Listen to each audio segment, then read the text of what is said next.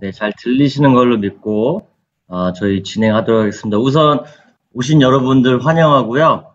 저희가 여러분들의 성원에 따라서 급하게 저희 신영화 대표님의 강의를 진행하게 되었습니다. 우선 모읍방문 참가자 여러분 환영하고요. 그다음에 월드독터 저희 전 세계에 참여하신 지금 차세대와 정혜원 회원님들도 이 시간에 환영을 합니다. 저희 이번에는 저희 신영화 대표님께서 향후 저희 전망과 미래 성장에 대해서 저에게 좀 좋은 말씀을 나눠주실 건데요. 여러분들 질문 많으시면 질문들 저희 채팅창에다가 많이 올려주시면 되고요. 그 외로 좀 편안한 자리로 이번에 신 대표님께서 진행하신다고 하니까요. 좋은 시간 되시길 바랍니다. 자, 모두 화면상으로 큰 박수로 저희 신유아 대표님 모시도록 하겠습니다. 감사합니다. 감사합니다. 네, 어떻게 하다 보니까 이렇게 또 갑자기 깍두기를 껴가지고 강의를 하라고 하셔가지고 제가 오후에 부랴부랴 좀 알맞는 그런 자료들을, 사실은 자료를 어떤 주제를 제가 정한 게 아니라 저절로 정해져서 이게 공지가 된 거기도 하고, 사실 여러분들한테 좀 얘기를 나눌 시간이 부족하기 때문에 좀 좋은 얘기를 많이 나누면 좋을 것 같다는 생각을 하고 있었는데, 중간에 그래도 이렇게 또 깍두기 강의에 많이 좀 생각보다 많은 분들이 함께 해주셔서 영광을 따릅니다.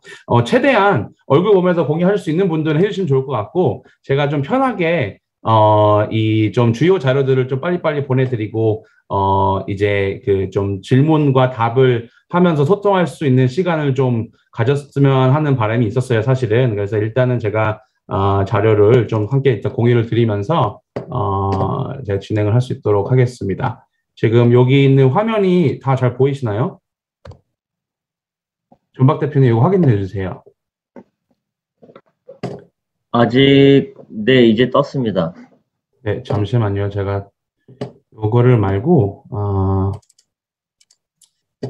제가 다른 방향으로 좀 스스로 좀 한번 좀 도전을 좀 해보도록 할게요.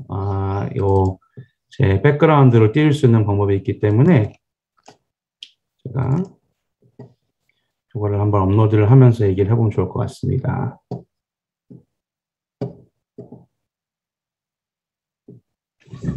네. 보이시나요? 네, 좋습니다. 일단은 여러분 함께 해서 너무 반갑고요. 먼저 저는 좀 강연이라기보다는 제가 알고 있는 지식들을 조금 공유해 드리면서 함께 이제 좀 Q&A를 가지는 시간을 가져보려고 합니다. 그래서 혹시 보시다가 중간중간에 질문 있으시면은 채팅으로 이렇게 올려주시면 제가 채팅 보면서 계속 같이 이렇게 앤서를 드리면서 좀 공유를 드렸으면 좋겠습니다. 사실은 제가 이미 그 앞에서 많이 틀어주셔서 저에 대한 소개를 이렇게 굳이 안 해도 될 것 같긴 합니다만, 딱 한 가지 솔직히 말씀드리고 싶은 게 있어요. 그게 뭐냐면 이제 우리 이번을 저 세미나를 또 깍두기를 껴주시는 은상진 이 부위원장님도 이제 말씀하시기에 너 자랑만 하려고 또 자랑한다라고 할 수도 있겠는데, 자랑하는 것보다는 사실 저는 월드옥타를 통해서 되게 많은 선배님들을 이제 직간접적으로 만나뵐 수 있는 기회를 얻었고, 그렇기 때문에 지난 10년이라는 기간 동안 월드옥타에 이렇게 함께 봉사를 하고 있는 건데요. 제가 왜 그렇게 말씀드리냐면, 사실은 저는 이 직장 생활을 거의 12년 가까이 해오다가 사실은 사업을 최근 2년 전에 코로나 딱 지나기 전에 시작한 사람이에요. 그래서 이렇게 맥쿼리라는 투자은행이나 여러 좀 은행을 다니면서 되게 많은 경험도 했고, 정말 신기하신 분들과 많은 얘기도 나누고 배울 수 있는 기회가 있었는데, 옥타라는 단체를 통해서 사실 어떻게 보면은 지금의 제가 있게 만들어준 게 아닌가라는 생각도 듭니다. 왜냐하면은 이 사업이라는 거 자체가, 시작한다는 것 자체가 사실은 큰 용기가 필요했던 부분이었고, 저도 되게 편안했던 곳에서 이렇게 내려오면서 이 처음부터 시작해 나가는 거, 왼쪽에 보시면은 사무실 4명이서 쓸 수 있는 공간에서 제 솔로몬스 처음 같이 했던 이 서포트 해준 파트너들과 이제 이사들과 함께 지금까지 이렇게 와서 어떻게 보면 저는 되게 아직도 제 드림을 릴라이즈 해나가는 단계라고 생각을 하고 있습니다. 지금은 부족하지만 불과 1년 전에 들어온 사무실인데, 저희가 빠른 좀 성장을 통해서 또 신규 사무실을 지금 시드니와 그리고 브리즈번 시드니 사무실 둘 다 지금 이제 짓고 있기 때문에 어떻게 보면 되게 코로나라는 그 이벤트 자체가 위기였기도 했지만 되게 잘 보면은 제가 해외를 돌아다니면서 막 사업할 그런 생각을 갖고 있었는데 그것보다는 이제 현지에서 좀 더 포커스를 두게 해줘서 제가 약간 여기 옥탑 옥방문 여러분들을 위한 세미나이기 때문에 좀 이렇게 좀 빨리 공유를 드리고 싶었던 부분이 이 부분입니다. 그래서 정말 함께 마음이 맞는 사람들과 사업을 시작한다는 거는 되게 행복한 일인 것 같고, 그리고 매일매일 스트레스를 받고 많이 이제 그 어떻게 보면은 responsibility, 그러니까 역량이라는 강화를 스스로 생각을 계속 해야 되는 방향을 생각을 하다 보니까 저 스스로 성장해 나가는 어떻게 보면 새 단계 이상을 도약할 수 있었던 정말 좋은 기회였던 것 같아요. 그래서 혹시 직장 일을 하고 계시거나 아니면은 이제 사업을 하고 계시는 분도 있다라고 하면은 이 옥타 분들의 저보다 항상 위에 계신 선배님들이 존재하는 단체라는 정말 귀한 단체가 옥타이기 때문에 그 단체에서 꼭 맞는 멘토분을 맞으셔서 좋은 그런 좀 용기를 얻으시고 이런 사업에 있었을 때 팁 이런 것들 정말 많이 얻었거든요, 사실은. 그래서 많은 실수를 먼저 하시지 않으시고도 어떻게 보면은 이렇게 좀 커넥트를 할 수 있는 단체가 옥타가 아닌가라고 생각이 돼서 제가 제 소개를 이제 드리기 전에 제 좀 그 전의를 제가 달려왔던 그 얘기들을 좀 짧게나마 보여드리고 싶었습니다. 되게 매일매일이 재밌고요. 매일매일이 되게 익사이팅하고 그리고 정말 함께 나가는 사람들이 성장해 나갈 때마다 저 스스로도 함께 성장해 나가는 모습에 어떻게 보면 되게 즐거운 나날을 보내고 있습니다. 그렇기 때문에 어쨌든 제 소개는 여기까지 하고요. 그 여러분들이 기다리셨던 어떻게 보면은 그 저기 현 경제 방향과 향후는 어디로 간다라는 그런 좀 주제와 그래도 최근에 많은 이슈가 되고 있는 그런 에너지 대란이라든지 또 어떻게 보면은 이제 그 핫 토픽 중에 하나인 암호화폐에 대해서도 잠깐 얘기를 나눌까 합니다. 그 부분은 사실은 제가 전문 지식이 그렇게 높은 곳이 아니기 때문에 제가 생각하는 자산운용가로서의 생각하는 방향을 좀 공유를 최대한 드리고자 합니다. 되게 많은 분들이 들어오셨네요. 채팅으로 들어오셨으면은 다들 네, 창도 켜주시고 해주시면 좋을 것 같아요. 같이 할 수 있으면은 저도 얼굴 보면서 지금 카메라 세팅을 해놓고 지금 보고 있거든요. 그러니까 혹시라도 카메라 켜주시고 같이 들 수 있는 분들은 같이 켜주셔서 저랑 같이 얼굴 보고 공유하면서 얘기 나눴으면 좋겠습니다. 첫 번째로 지금 가장 제가 좀 재밌게 말씀드리고 싶은 것 중에 하나가 사업이라 그 증시 섹터 주식이라고 하면 혹시 여기서 뭐 주식 투자나 나는 지금 재테크를 막 열심히 하고 있다라고 하신 분 혹시 손 한번 이렇게 들어주시거나 아니면은 채팅으로 좀 올려주세요. 제가 증시 섹터에 대해서 이렇게 좀 써둔 이유 중에 하나가 주식이라는 시장을 자산을 하나로 보시는 분들이 생각보다 많이 계신 것 같아요. 주식 부동산도 상업용 부동산이 있고 거주용 부동산도 있고 뭐 다양한 그런 부동산이 있듯이 주식 안에서도 사실은 다양한 섹터 안에서 다양한 기업들이 다양한 그런 사업체를 운영하고 있는 곳이 어떻게 보면 주식시장이라고 보시면 될 것 같아요. 그래서 제가 이걸 좀 떼어드는 이유가 이제 뭐 주식시장 안에서는 네, 마이너스 가지고 분들 계신데 뭐 텔레콤도 있고요, 뭐 광산도 있고요, IT 테크 기업도 많고요, 부동산 신탁시장도 많고 에너지 기업도 있고 되게 다양한 분명으로 이렇게 나눠져 있습니다. 주식시장이 움직일 때는 어떻게 보면은 모든 이 섹터가 함께 활황하는 경우는 거의 없다고 보시면 돼요. 한 섹터가 조금 더 활황을 할 때는 다른 좀 피보는 섹터가 있다든지 최근에 코로나 이후에 좀 좋은 예제를 살펴보게 되면은 이제 아무래도 그 이제 테크놀로지 그러니까 기업들에 대한 그런 가치 평가가 높게 되기 시작했죠. 그러니까 이 부분을 좀 보여드리고 싶은 게 주식이라고 해서 주식만 공부해야지가 아니라 이 섹터들을 다 보시면서 주식 내에서도 분산 투자를 하셔야 된다는 점, 이 부분은 여러분들 꼭 알고 계셨으면 좋겠습니다. 자, 제가 주식을 방금 보여드렸는데 주식 말고 지금 뭐 되게 많죠. 이 자산이라는 이 시장, 투자 시장 자체는 되게 와이드합니다. 왼쪽부터 오른쪽으로 보시는 것 같이 이제 뭐 현금이나 그 외에 뭐 현금 시장, 뭐 은행 어음, 뭐 정기 예금 되게 많죠. 이런 것도 있는데 채권이라는 것도 있어요.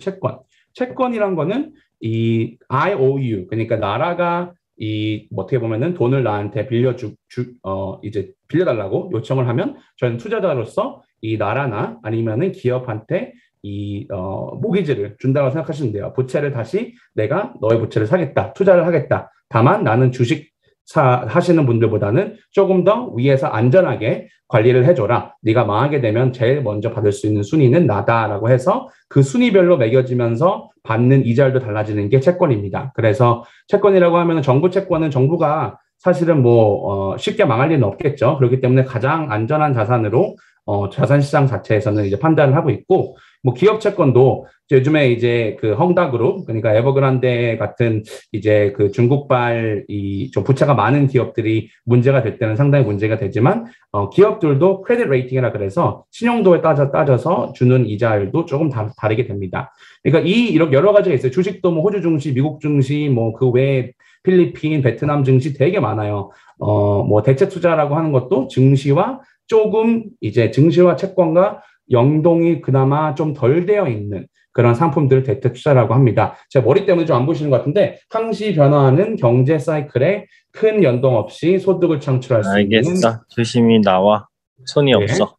네네. 우리 홍 과장님, 본부 이근호 과장님이 중간에 마이크를 깜빡하시고 질문하신 줄 알았습니다, 홍 과장님. 그래서 이렇게 다양한 자산들이 있기 때문에 자산 운용가로서 그리고 연기금으로서 봐야 되는 거는 과연 어떻게 이 자산을 한 바구니에 잘 담아서 보다 더 안전하게 운용할 수 있는가를 항상 고민하는 게 자산 배분 전략입니다. 한 자산에 다 넣게 되면은 큰 위험에 닥쳤을 때 나의 전 재산이 날아갈 수도 있는 큰 폭이 줄어들 수 있는 그런 좀 안 좋은 효과도 있을 수 있겠죠. 그렇기 때문에 이 부분을 좀 기초적으로 설명을 드렸으면 좋겠어요. 그래서 여기에 관련해서 네, 베트남 증시 재미없다라고 하시고, 사실은 빠르게 성장하는 그런 시장 중에 하나가 이제 신흥국 증시라고도 많이 하고 있는데, 지금 이제 코로나 이후부터 이제 미국장과 좀 연결이 되는 부분이 없잖아 있기 때문에 이런 좀 신흥국 투자에는 조금 더 주의하셔야 된다는 점 알고 계셨으면 좋겠습니다.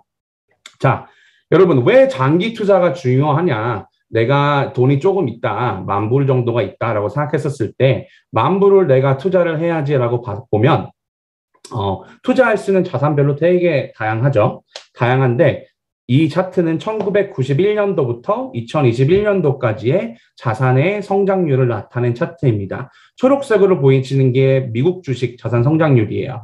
10,000불을 내가 1991년에 가만히 박아놓고 계속 재투자를 했었을 때 나타내는 현재 밸류입니다. 그리고 이제 빨간색 제일 아래 보이는 CPI라고 하는 거는 물가상승률. 현금 이자 정도라고 보시면 될 것 같은데, 이 물가상승률은 만약에 현금을 갖고 계시다 그러면 네, 훨씬 더 이 수익을 기대를 많이 못했겠죠, 사실은. 그러니까 이런 부분들이 좀 봤었을 때 중간중간에 업다운이 되게 많아요. 제가 이걸로 좀 그리는 방법을 지금 찾아보려고 하는데 그리면서 좀 설명을 드리시면 좋겠어서 제가 요 그리는 방법을 좀 찾아주면 좋겠습니다. 여기에 네.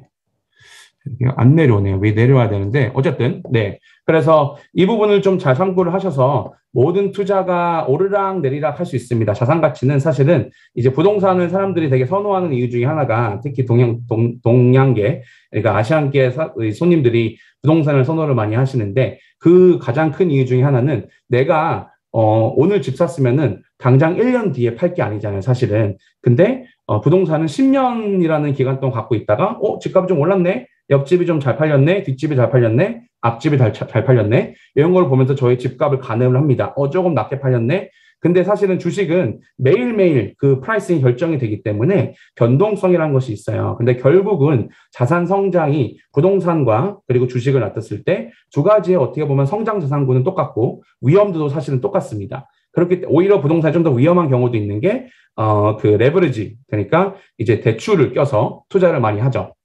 그런 부분들 때문에 원금 대비 투자를 놓고 본다라고 하면 사실은 장기적으로 위오르나 큰 거 상관없이 좋은 테마, 좋은 투자처에 오랜 기간 담아두시는 게 가장 현명한 방법이기 때문에 요즘에 이제 암호화폐나 이런 신흥국들 투자를 할 때는 사실은 조금 많이 사고팔고를 단기적으로 좀 더 지향하는 방향이 좀 많아진 것 같아요. 그래서 그 부분도 참고하시면 좋을 것 같고, 자, 이게 S&P 지난 일주일 동안 메타버스니 테크놀로지니 여러분들 잘 들으셨죠? 그게 좀 도움이 되셨나요? 이거 테크놀로지 이런 거 들으시면서 기술에 대한 발전에 들으시면서 저는 되게 개인적으로 잘 들었어요. 되게 다양한 시각적인 그런 좀 뷰를 많이 들었기 때문에 상당히 재밌게 들었는데 이 차트가 뭐냐면 그 전 세계에 그러니까 S&P 상위 5개 기업 그리고 S&P 500이라는 지수가 있어요. 미국에 먼저. S&P가 이제 미국의 상위 500여 위에 기업을 가지고 있는 지수라고 보시면 될 것 같은데 S&P 상위 5개 기업과 S&P 하위 400개 기업을 합쳐둔 이 파이 차트입니다. 400개 기업들 중에서 이름 살펴보시면 뭐 여기 뭐 델타 에어도 있고요. 아메리칸 에어도 있고요. 뭐 로레알도 있고요. 뭐 되게 많아요. 생각보다 아는 이름들이 많은데 이만큼 지금 기업들의 성장 격차가 빨리빨리 벌어지고 있는 거예요. 그러니까 여기 하위 400여 개 있던 기업들은 30년, 40년 성공적으로 운영하는 기업들이에요. 근데 오른쪽에 있는 기업들은 불과 10여 년 만에 이렇게 큰 폭을 차지하게 된 기업들입니다. 빠른 성장을 통해서. 전 되게 이게 신기한 차트라서 되게 세미나 할 때마다 항상 보여드리는데 이 파이 차트가 더 커질 수도 있어요. 그거는 뭐 모르는 일이지만 저희가 이제 모든 인터넷이나 이런 것들 커넥트가 되면서 사실은 좀 현재 진행되고 있는 부분들이 어떻게 보면은 테크놀로지의 공룡들이 얼만큼 더 커질 것인가 그리고 더 커질 수 있는 것인가를 두고 투자자분들끼리 많이 이렇게 또 토론을 하고 있습니다. 자, 코로나 다 힘들었죠. 코로나 다 힘들었습니다. 짧게 보여드리는 차트인데 이게 이제 이코노믹 저희 2008년도 그 금융위기랑 대비했었을 때 이 코비드-19 크라이시스 작년 2020년도에 이루어졌던 GDP 대비 투자 나라에서 발행된 그런 재정 정책 규모입니다. 말도 안 돼 큰 차이가 나죠. 네, 특히 독일 같은 경우는 더 커졌어요. 이 파란색 벌룬이. 그래서 지금은 거의 15배 정도의 2008년도 대비했을 때 10배에서 15배 정도가 됐었을 정도로 상당히 큰 규모의 재정 정책과 피스컬 폴리시를 지금 현재 진행을 하고 있습니다. 결국 백신이 증시가 필요했던 백신 돈이었고요. 2019년 이제 2020년 들면서 저도 3월 달에 2월 달에 옥타 미팅을 하고 3월 달에 이게 들어오면서 이제 락다운이 시작이 됐었는데 정말 말도 안 되는 금액의 부채가 지금 이루어졌고 그리고 현재 제 머리 바로 위에 보이는 이 차트 또한 그 머니 서플라이라 그래서 유동성이에요. 현금의 흐름이라고 보시면 될 것 같은데 모든 그런 그 가치가 있는 현금의 흐름입니다. 그 흐름 또한 뭐 역대 최고치로 지금 현재 올라가 있는 상황이기 때문에 어떻게 보면은 지금 현재 경제 상황은 사실은 뭐 장기적으로 내다보기 되게 힘든 시장이 됐어요. 그래서 저희도 지금 되게 고민하는 부분이 생각이 요즘 많이 생기고 있는 시점입니다. 물가 상승률 들어보셨죠? 물가 상승률 들어보셨죠? 물가 상승률이란 뭔가 물가 상승률이란 제가 지난해에 5불 주고 사 먹던 커피가 5불 50 되는 게 물가 상승률이에요. 그러면 바로 1년 뒤에 5불 50 됐으면은 50센트, 10%라는 소비자의 물가 상승률이 됐겠죠. 근데 그 물가 상승이 이루어지기까지 되게 복잡한 요소가 많이 결합이 됩니다. 성장, 산업 성장, 그리고 뭐 기술, 그리고 최근에는 이제 중앙은행들의 여러 가지 다른 그런 폴리시들, 그런 것들을 통해서 이 차트를 나타낸 것 중에 하나가 바로 되게 요즘엔 더 많이 어지러워져서 예측하기 힘들어진 것 중에 하나가 물가 상승률이라고 보시면 될 것 같아요. 이 물가 상승률이라는 그런 퍼센티지를 계산할 때는 정말 뭐 이제 실업률부터 시작해서 피스컬 폴리시, 모니터리 폴리시, 그리고 US 달러가 얼만큼 더 이제 수요가 있는지 뭐 그런 것들 떠나서 미국에서 이제 개별 소비자별 이런 컨섬션 이런 것들이 다 합쳐져서 물가 상승률의 기대치가 계속 나오는 거예요.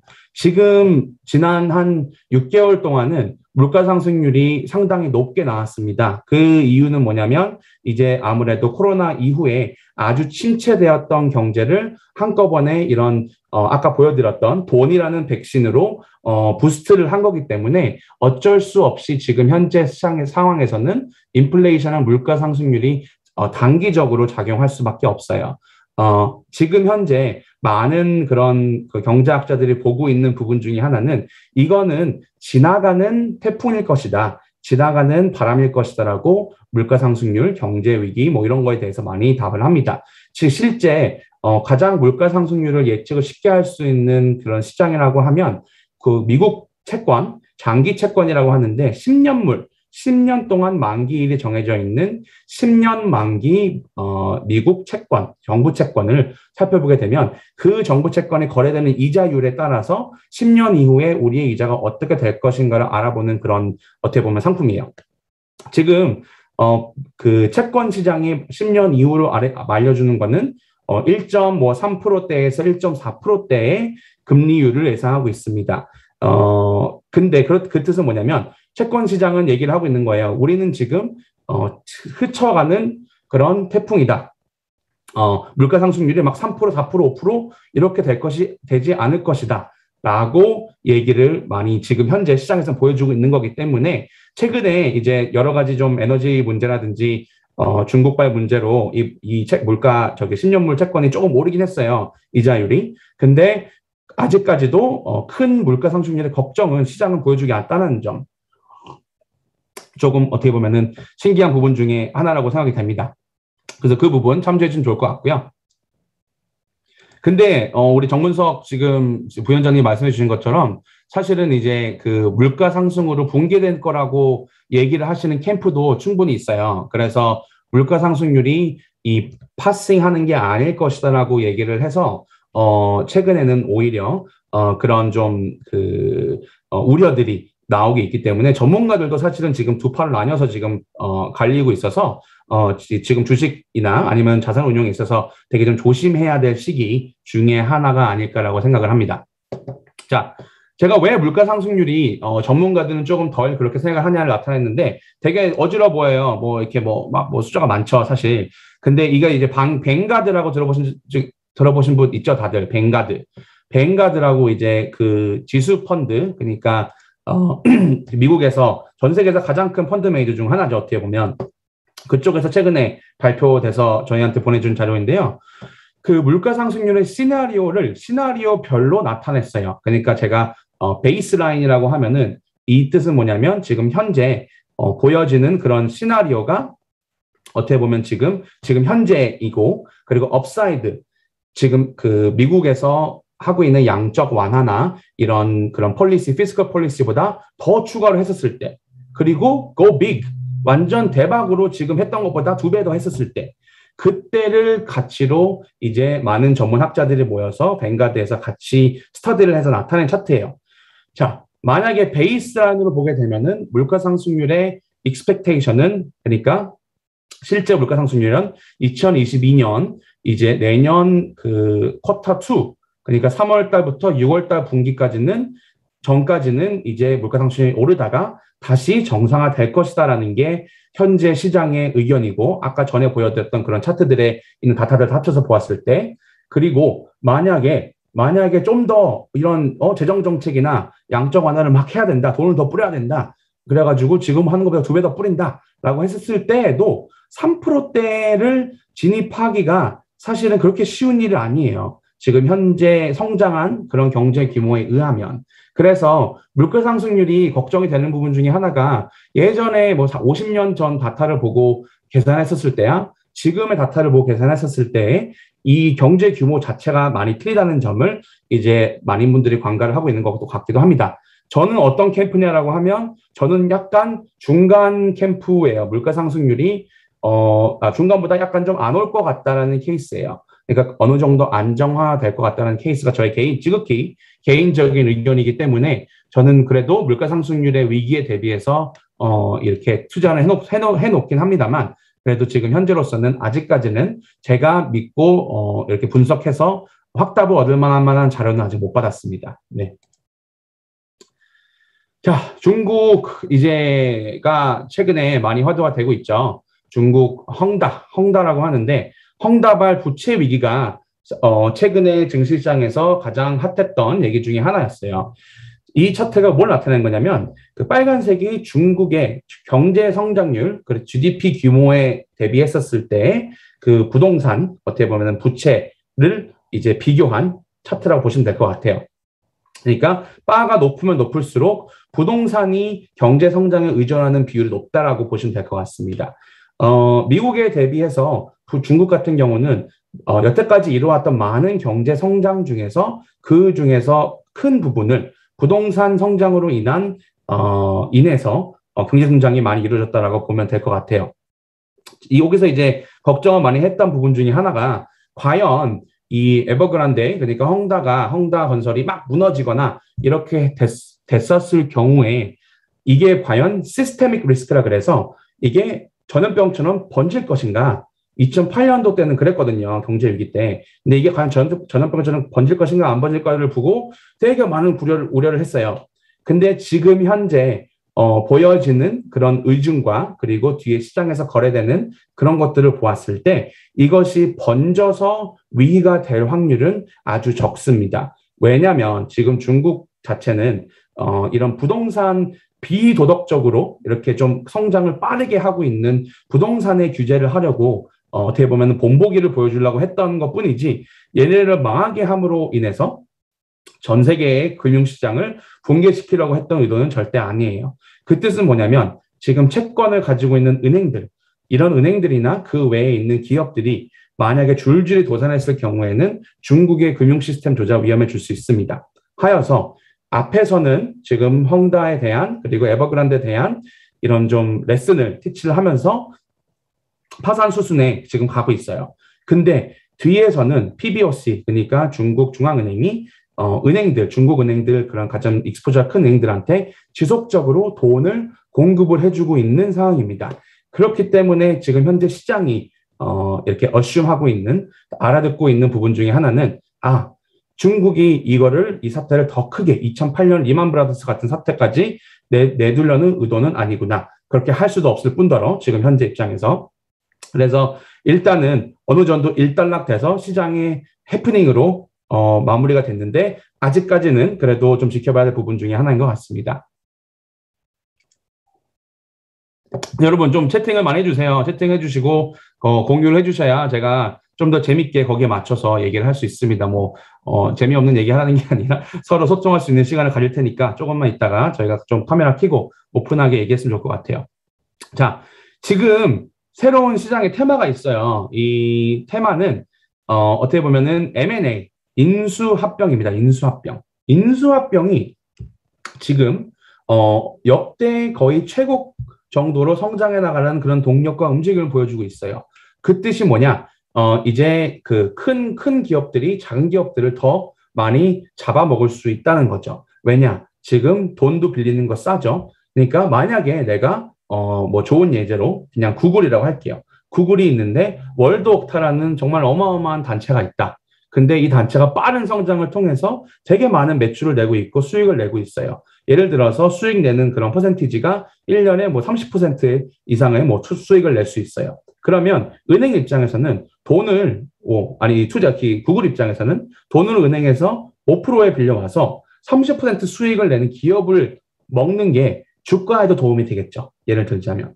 그러니까 지금 현재 풍부한 유동성이라고 말씀을 드렸는데 많은 기업들이 코로나 때문에 걱정해서 유상증자라는 그런 투자자한테 돈을 모으는 그런 프로세스를 통해서 되게 많은 현금을 확보해둔 상황이에요.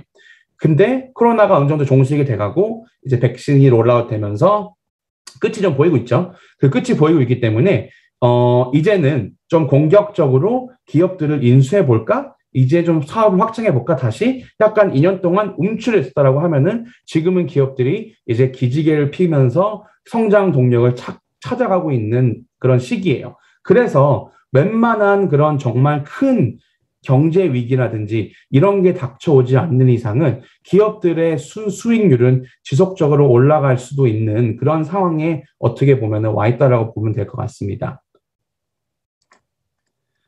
자, 저는 돈이 없는데 왜 많은 분들도 돈 그렇다고 생각하는데 전 세계적으로 현금 비중이 말도 안 되게 높아요. 가계 현금 비중이 지금 2019년도와 대비해서 2020년도에는 훨씬 더 높습니다. 지금 전 세계적으로. 왜냐, 소비자들이 무서워요. 내 눈앞에 지금 어떻게 될지 모르고, 직장 잘릴 줄 모르고, 내가 있었던 잡이 없어질지도 모르고, 내가 일하는 레스토랑에 다시 안 열릴지도 모르고, 뭐 그런 우려들이 많이 이렇게 확연히 되면서 사람들이 밖에 돈을 안 써요, 요즘에. 돈을 안 쓰고 모아둡니다. 조금씩 더. 혹시 모를 일에 대비해서. 그래서 2000년부터 2019년도까지 평균치 나타낸 게 이 파란색 동그라미들이고요. 그리고 핑크색으로 나타낸 게 2020년도 때 저희가 다타 컬렉트를 해서 취합을 해서 나타났던 자료인데, 평균적으로 그런 이 돈을 모으는 그 퍼센티지가 코로나 락다운이 많이 있어서 그런지 모르겠지만 더 많이 성장을 했어요.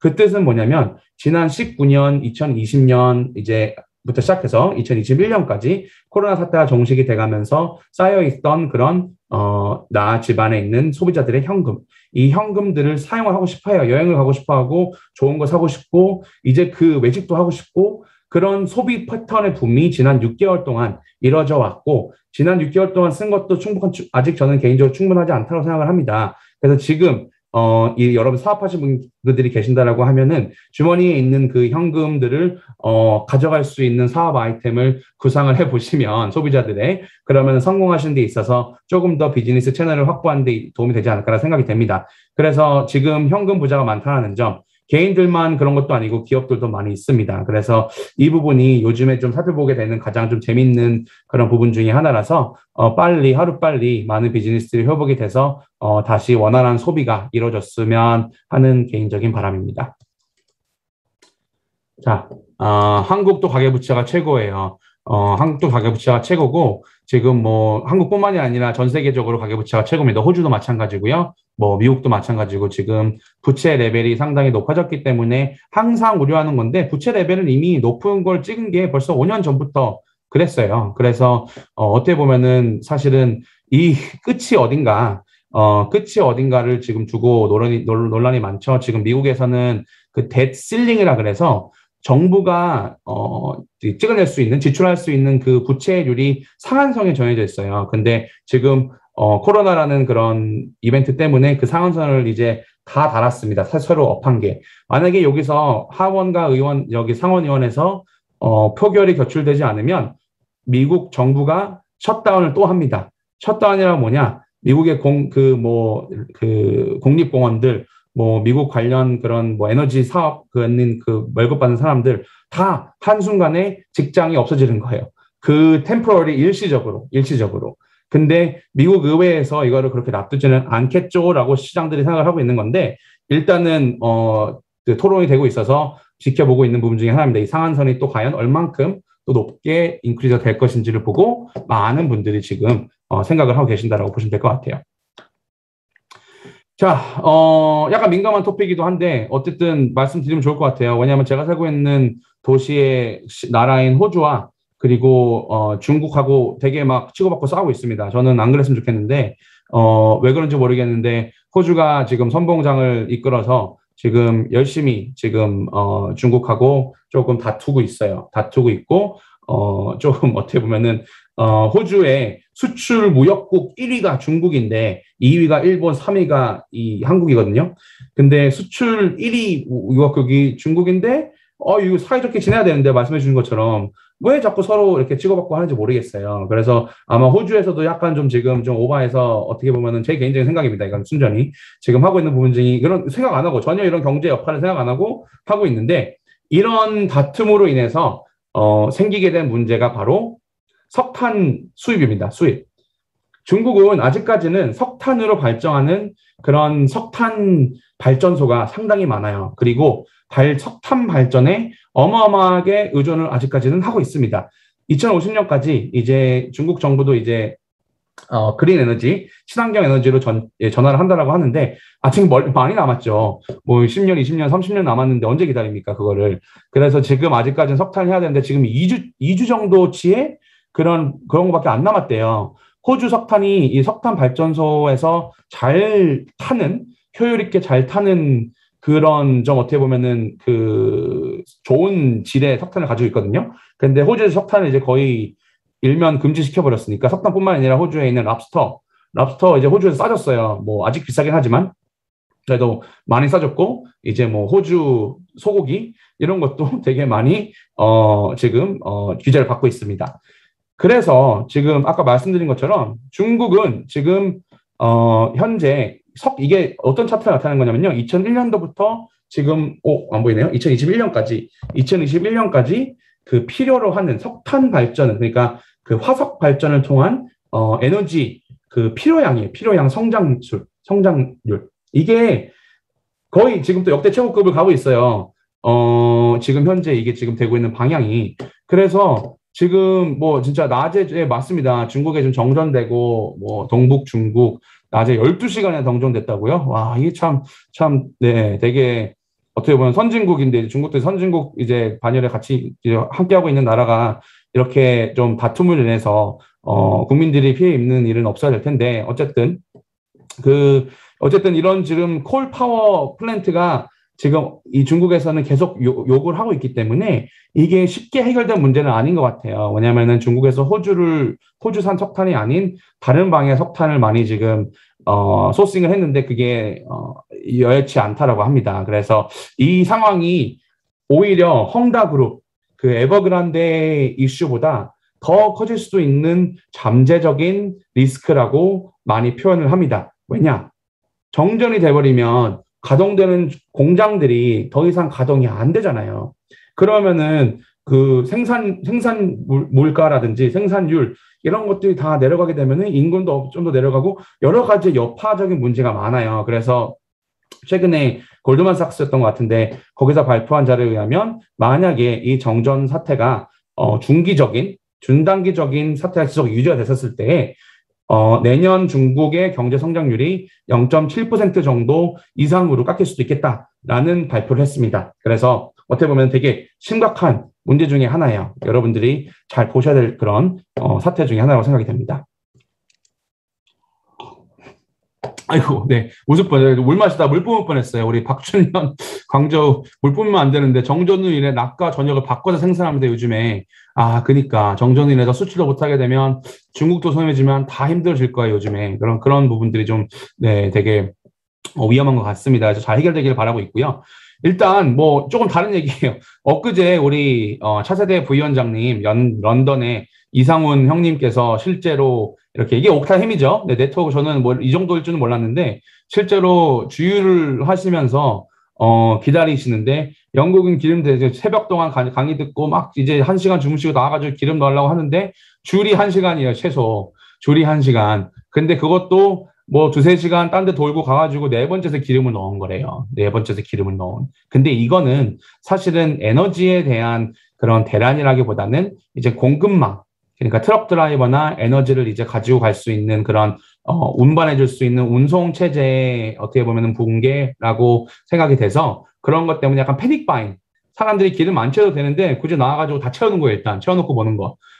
저희가 휴지들 많이 사듯이, 희한하게 코로나 그 셧다운만 되면은 자꾸 슈퍼가지고 호주에서는 휴지를 잔뜩 사더라고요. 그래서, 저희 집에도 제가 같이 밀려가지고 휴지 사다 보니까 생각보다 평소보다 좀 많은 휴지가 있는 것 같기도 하고, 네, 근데 모르겠습니다. 어쨌든, 호주에서는 그런 좀 휴지 대란이 가끔 일어나고 있기 때문에, 에너지 대란에 맞춰서 영국 주유 대란을 지금 좀 보여드렸습니다. 근데 어쨌든 이게 큰 문제가 될 것 같지는 않아 보이지만 단기적으로 계신 분들이 좀 많이 힘들어하시는 것 같아요.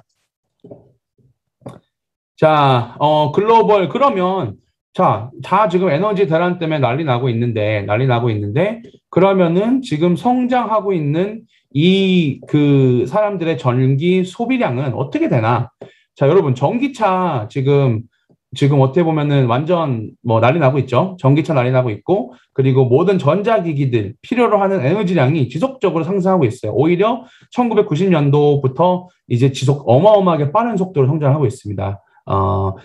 지금 보시면 2040년까지의 예상치를 보게 되면 거의 50% 가까이의 추가적인 정력 생산이 지금 현재 필요한데, 지금 대부분의 에너지가 거기다가 또 더해서 2050년 지금 글로벌 워밍 때문에 난리 났죠. 전 세계가 지금 따뜻해요. 따뜻하고 더워요. 덥고 글로벌 워밍 온난화 때문에 힘들어하시는 분이 많이 있습니다. 자, 에너지 소비량도 늘어나는데 근데 거기다가 또 ESG 필터까지 해가지고 탄소 중립적인 그런 에너지원을 생산을 해야 되는데, 자, 중국하고 한국, 뭐 싱가포르 이런 나라들은 솔라팜 태양열 그리고 풍력 발전 많이 못해요. 땅이 좁아서. 근데 이걸로만은 불충분합니다. 불충분합니다. 그래서 이제 내추럴 가스, 그러니까 LNG 가스 선호하고 있는데 이것도 사실은 탄소 중립을 친환경이긴 하지만 탄소를 중립적으로 할 수 있는 거에서 큰 그런 효과를 주지는 못해요. 그래서 지금 보고 있는 것들이 하나가 최근에 시장에 다시 좀 조명받고 있는 게 바로 핵발전입니다. 핵발전. 핵발전. 핵발전은 가장 저효율의 원료로 가장 많은 에너지를 창출해낼 수 있는 그런 발전 방법 중에 하나고, 다만 후쿠시마 체르노빌 사건 이후로 되게 그 뉴클리어 웨이스트에 대한 우려가 많아졌기 때문에 그 핵 원료, 그 찌꺼기에 대한 우려가 많아졌기 때문에 어떻게 보면은 많은 나라들이 좀 등을 돌리고 있는 그런 부분 중에 하나인데, 최근에 미국하고 중국도 마찬가지로 러시아랑 손잡고 이제 새로운 그런 핵 발전소 설립 그런 계획을 벌써부터 올해부터 짜고 있어요. 그래서 앞으로 만약에 이 에너지 성장 필요로 하는 성장률이 계속적으로 올라가고 한다라고 하면 이런 좀 친환경적인 에너지가 더 각광을 받을 것이고, 자, 위너스라고 위에 써 있는 게 이제 그 성장할 수 있는 그런 에너지 섹터들입니다. 어떻게 보면 핵발전 포함해서 이제 태양열, 풍력, 그리고 하이드로, 이제 그리고 그 폭포로 하는 거죠.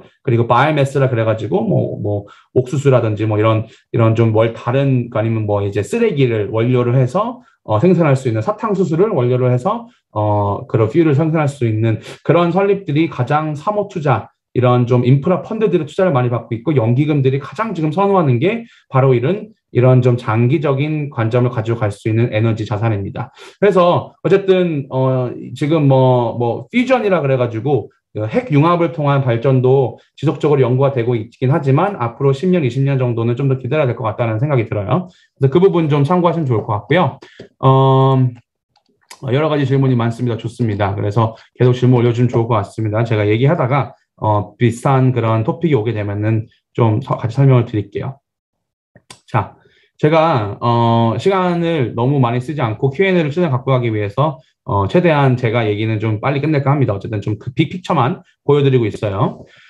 암호화폐. 자, 이번에 자, 여러분들 보고 계신 분들 비디오 좀 켜주시면 좋을 것 같고, 채팅으로 나는 암호화폐 투자하고 있다. 한 번이라도 해봤다. 한 번 1번 올려주세요. 안 해봤다 2번. 해봤다 1번.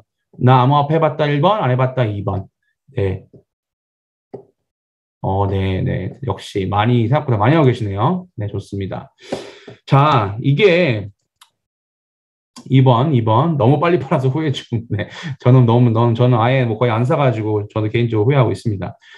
제가 영문 자료를 좀 많이 했는데 설명을 좀 해드릴게요. 이게 왼쪽 위에 있는, 그러니까 이게 왜 암호화폐가 필요한가를 좀 나타내는 그런 최근에 코인 거래소 IR 투자 자료를 받아가지고 거기서 제가 스냅을 해왔어요. 이 친구들이 이제 그거를 이제 보여주려고 하는 것 같아서 투자가 들어간 회사는 아닌데요. 근데 이제 요즘에 큰 이슈가 있죠. 첫 번째, 지금 거의 뭐 무한대처럼 발행되고 있는 양적 완화와 재정 정책, 돈이 무제한으로 찍힙니다. 뭐 이런 거. 네. 그리고 두 번째로 소유권, 돈의 소유권에 도대체 누가 있는가? 블록체인은 모두의 사람 것이 될 수 있을 것이다. 암호화폐는. 세 번째, 은행과의 거래들에 있어서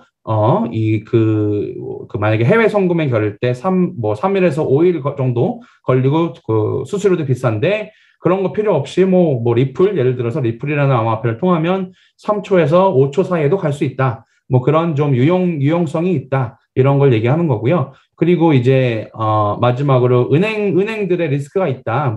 이 크립토 커런시, 그러니까 암호화폐 같은 경우는 이게 다 독립적인 그런 네트워크에서 구축이 된 거기 때문에 오히려 은행보다 더 이렇게 효율적일 수 있다.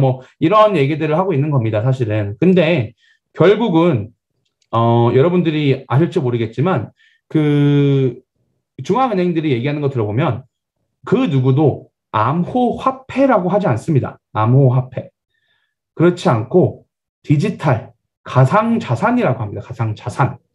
디지털 자산이라고 합니다. 이게 제가 왜 이거를 좀 보게 됐냐면, 사실은 크립토 커런시에 대해서 저는 일반적인 그런 세미나 할 때 얘기를 전혀 하지 않습니다. 근데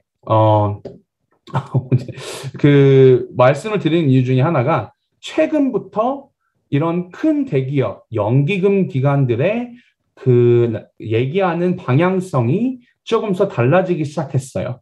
드디어 좀 많이 느렸죠. 많이 느렸어요. 어쩔 수 없이 느립니다. 여기는 절차라는 게 되게 복잡하기 때문에 큰 대기업, 뭐 저도 맥쿼리 투자단에 다닐 때 뭐 하나 마케팅 하나 세미나 뿌리려고 하면은 그거 법률팀 가고 마케팅팀 가고 다시 법률팀 왔다가 저희 대표 회사 대표 갔다가 또 승인 받고 막 말도 안 되는 절차가 있을 정도로 그렇기 때문에 큰 대기업들이 캐치온 하긴 좀 많이 오래 걸립니다. 이것도 이제 호주에서 그 바이낸스 호주를 창립을 하시고 이제 성공적으로 운영을 하시면서 지금은 그 호주 연기금 투자자들을 위한 펀드를 만드신 그분의 슬라이드에서 스테이플 해온 건데, 뭐 JP 모건이나 그 스퀘어라든지 JP 모건 대표도 사실은 그분도 옛날부터 암호화폐를 좋아한 건 아니에요. 되게 바보 같은 자산이라고 많이 했는데 최근엔 또 마음이 많이 바뀌었죠. 돈이 벌릴 게 보이니까. 그리고 블랙락도 그렇고 드디어 이제 자산으로서의 가치가 인정이 첨천이 되고 있다라는 점을 저는 이제 좀 듣고 저도 이제 눈이 띄기 시작했어요. 저는 사실 비트코인 뭐 이런 거 말도 안 된다라고 했었어요. 사실은. 그리고 생각보다 더 오래 걸릴 줄 알았어요. 이게 제가 2018년도에 세미나를 했었던 차트인데요. 그 당시만 해도 비트코인이라는 얘기를 되게 많이 들었고 되게 많이 핫토픽해서 이야기를 했었어요. 그게 이제 5,000불 때죠. 보이시면 왼쪽에 5,000불 때예요. 이게 왜 이거 두 개를 제가 썼었냐면 비트코인이라는 기술 자체는 어떻게 보면 아직까지는 그 사용도가 확립이 안 된 그런 그 화폐다. 이게 아직은 저게 없잖아요. 사실 뭐가 없잖아요. 실체가 없고 뭐 회사가 있는 것도 아니고 연 매출이 있는 것도 아니고 그냥 단순히 서플라이하고 디만드, 수요와 공급에 의해서 가격이 결정되는 자산이 지금 이 디지털 자산입니다. 근데 제가 왜 오른쪽에 보면은 오른쪽에 나스닥 차트예요. 나스닥 차트. 제 위죠. 머리 위. 나스닥 차트인데 제가 나스닥 차트랑 나게 비교를 많이 했어요. 2018년도 때 확 꺾였죠. 엄청나게 2만불까지 올라갔다가 확 꺾이고 좀 많이 기었어요. 이렇게 기다가 최근에 들어서 이제 코로나 터지고 최근에 들어서 또 다시 오르기 시작했죠. 나스닥에서는 기술이 인터넷이 개발이 되고 닷컴 버블이 왔어요. 그래서 막 시장이 무너졌죠. 막 닷컴 막 벤처 하다가 시장이 무너져서 꺾어졌는데 그게 다시 회복이 돼서 기술의 발전을 통한 이 어덥션, 수용률이 될 때까지를 오래 기다렸어요. 거의 뭐 한 10년 이상 기다렸죠. 그리고 이제 MSN, 야후 이런 기업들이 다 쇠퇴를 하고 마이스페이스 쇠퇴하고 뭐 한국의 버디버디 뭐 이런 거 다 없어졌죠. 뭐 그런 회사가 뭐 한국엔 또 싸이월드 저도 도토리 담아놓은 게 많은데 지금 도토리 다시 커렉트 된다라고 하더라고요. 누가 다시 살려가지고 어쨌든 그런 게 많은데도 불구하고 지금 난리가 났죠. 되게 빨리 지금 그 기술이 승인이 돼서 구글, 마이크로소프트, 페이스북 뭐 말도 안 되는 그런 기업들이 전 세계에서 가장 큰 상위와 5개의 기업이 돼버렸죠. 자, 근데 비트코인도 똑같았어요. 이 느낌이 말도 안 되는 그런 기대감을 통했다가 리얼리티 체크, 현실을 좀 생각을 해야겠네. 그러다 꼭 꺾여요.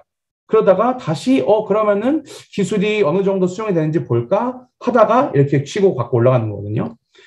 저는 이렇게 2년이라는 시간 사이에 빨리 이런 것들이 수용률이 이루어질 줄 몰랐고 그 당시만 해도 사실은 전체 자산 중에서 소규모만 분배를 해라.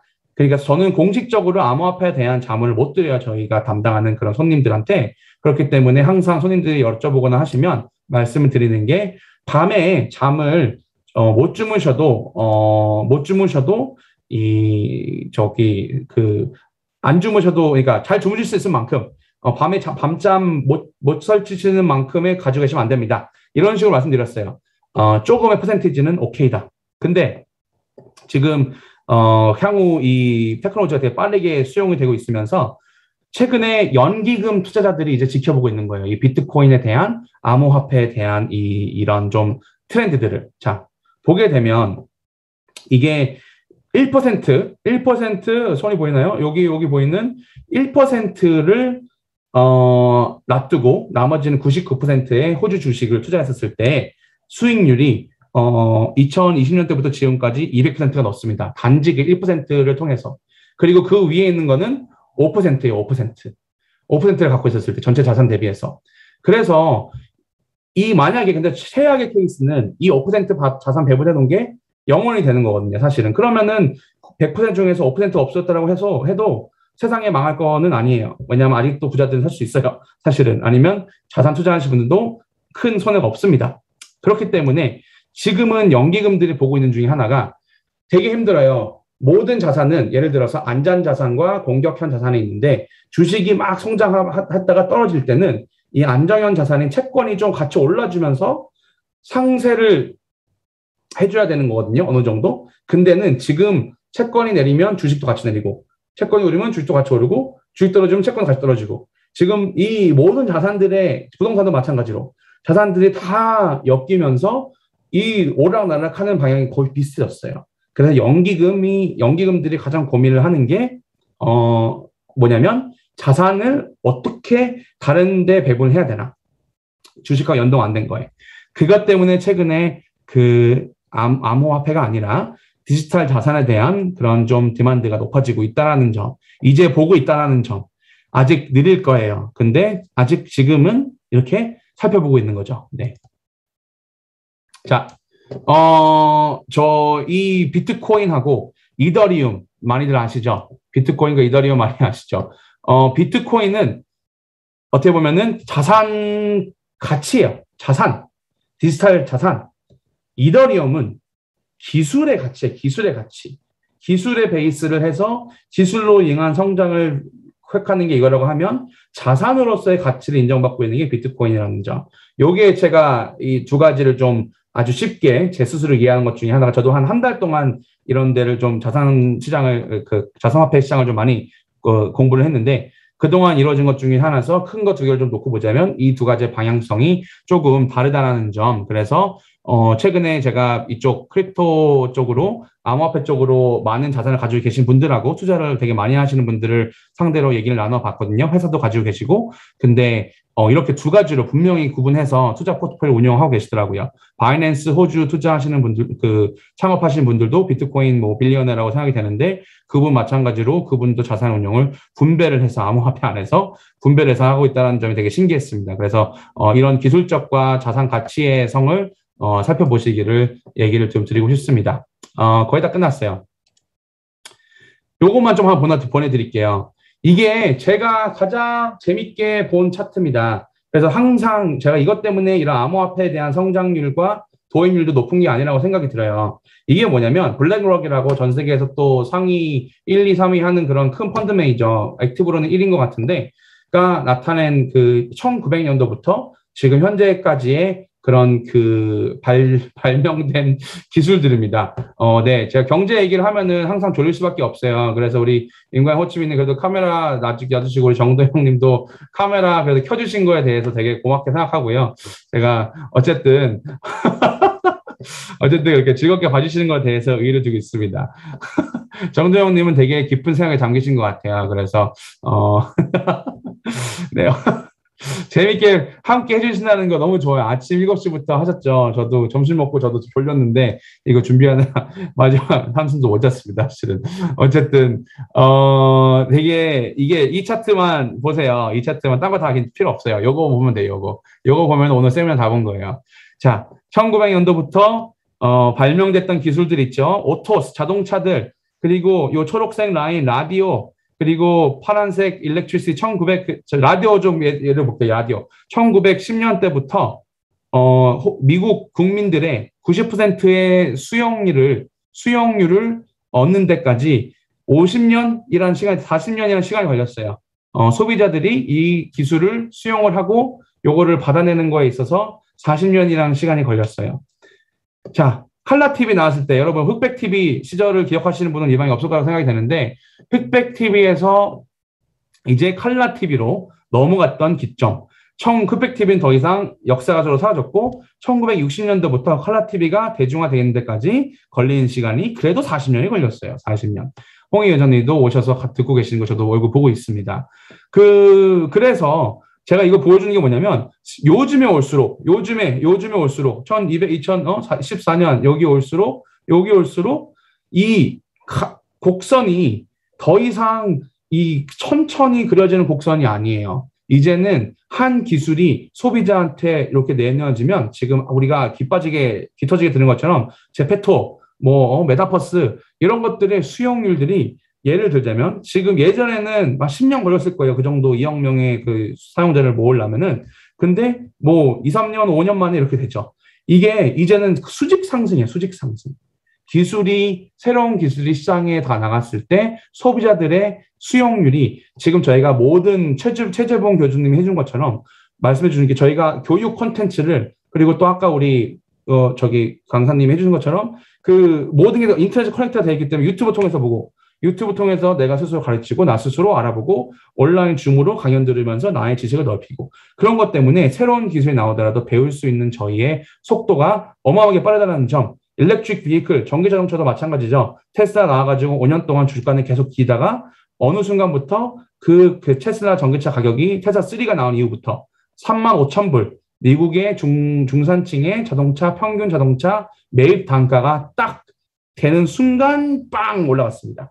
주식 가치도 그렇고 물려오는 주문량도 마찬가지고 이 소비자의 편의성과 이런 것들이 다 약간 중점을 맞았을 때 그때 일어난 수익 상승이 요즘의 신규 기술들이라고 보시면 될 것 같아요. 그래서 저희가 정말 빨리빨리 준비해야 되는 부분 중에 하나가 사업적으로도 이런 빠른 수용률 때문에 이제는 암호화폐도 나스닥이 20년 걸렸겠지만 암호화폐도 maybe 5년 걸릴 수도 있겠다. 3년 걸릴 수도 있겠다. 이런 교육되는 데 있어서. 그래서 그런 생각을 좀 가져봅니다. 네. 그래서 일렉트릭 비이클도 최근에 좀 많은 성장을 가지고 있고, 그리고 필요로 하는 원자재도 계속 올라가요. 코퍼, 구리, 이제 리튬 되게 많이 필요합니다. 앞으로 이런 좀 전기차 생산에 포커스를 많이 맞추려고 하면. 그래서 이런 원자재에 대한 필요성도 계속 올라갈 것 같고, 원자재 상승 주기도 계속적으로 아직은 좀 이르다라고 생각할 것 같아요. 2003년에서 2008년도 하늘색 차트를 보이시는 이 차트가 중국이 어마어마한 빠른 성장을 해나갔을 때 필요로 했던 원자재입니다.